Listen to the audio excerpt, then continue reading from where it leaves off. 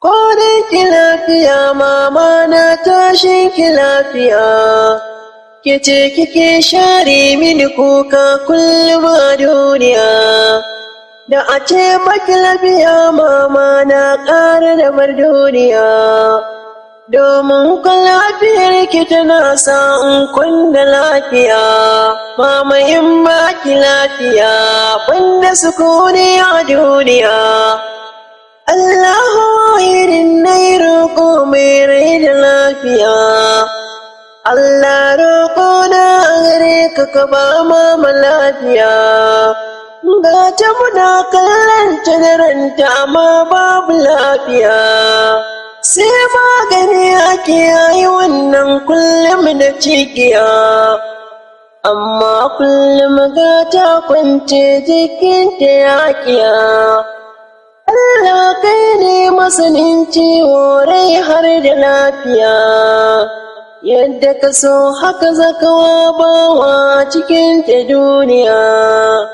Kullum ina tunanin wannan na kasa juriya, wayo ne wanda babu iyaye ya suke a duniya.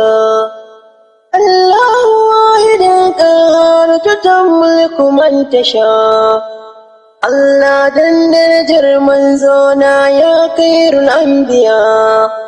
Dukkan musulmin da bai da lafiya ka bashi lafiya, su ka musulmai wanda sun mace san ba su duniya.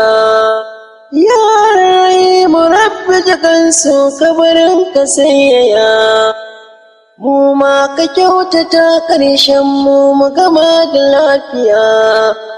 Ma'ana ranar ɗaukar mu ya zamba hayaniya, kalma ta shahada ta zamto ita za mu bayyana.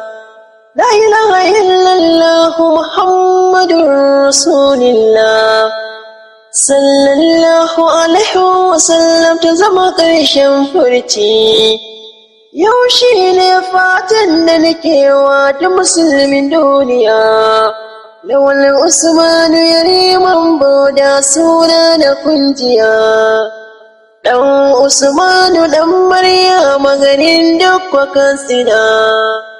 Ga lambar waya ta sanya 080 3298 0720.